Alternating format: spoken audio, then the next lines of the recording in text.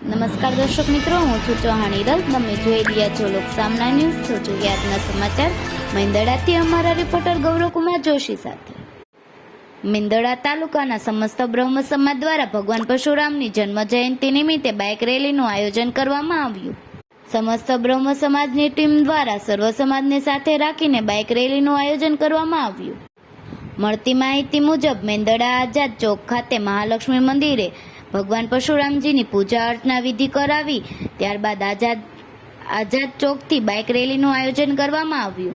આ bike rally આઝાદ ચોકથી નીકળી મેંદડા શહેરના મુખ્ય માર્ગ પર ફરી હતી. ત્યારબાદ મેંદડા આંબેડકર ચોકમાં બાઇક રેલીનું સમાપન કરવામાં આવ્યું. આ બાઇક રેલીમાં સર્વ સમાજના લોકો જોડાયા હતા તેમજ સાધુ સંતો પણ ઉપસ્થિત રહ્યા હતા, જેમાં રામજી મંદિરના ખાકી મઢીના મહંત શ્રી સુખરામદાસજી મહારાજ તેમજ રાધામા આશ્રમના મહંત શ્રી બાલકદાસજી મહારાજ ઉપસ્થિત રહ્યા હતા. આ રેલી પૂર્ણ થયેલ છે. ભારતના કાશ્મીરના પહેલગામમાં જે નિર્દોષ હિન્દુ ભારતીયોની આતંકવાદીઓ દ્વારા હત્યા કરવામાં આવી એ ઘટનાને બ્રહ્મ સમાજ દ્વારા વખોટી કાઢવામાં આવી અને આ ઘટનામાં જે લોકોના મૃત્યુ થયા છે તે મૃતકોના આત્માની સદગતિ માટે બ્રાહ્મણો દ્વારા વૈદિક મંત્રોચ્ચારથી શ્રદ્ધાંજલિ આપવામાં આવી.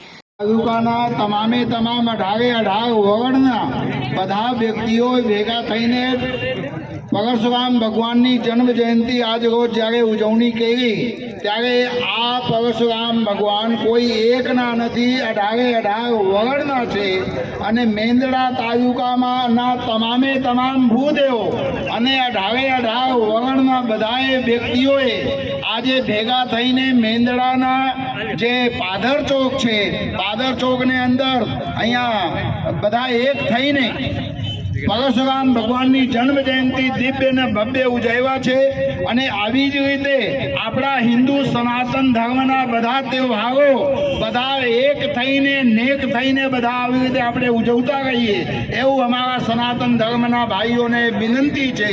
અને આવનાર સમયની અંદર દરેક જાતિ ને જ્ઞાતિના જે દેવી દેવતાઓ છે બધાના માન સન્માન વધારવા માટે અને બધાને અંદર એકતા આવે એવું આપણે બધા પ્રયાસ કરીને આજે પરશુરામ દાદાને ચરણોમાં પ્રાર્થના કરીને અહીંયા મારી વાણીને હું વિરામ આપું છું.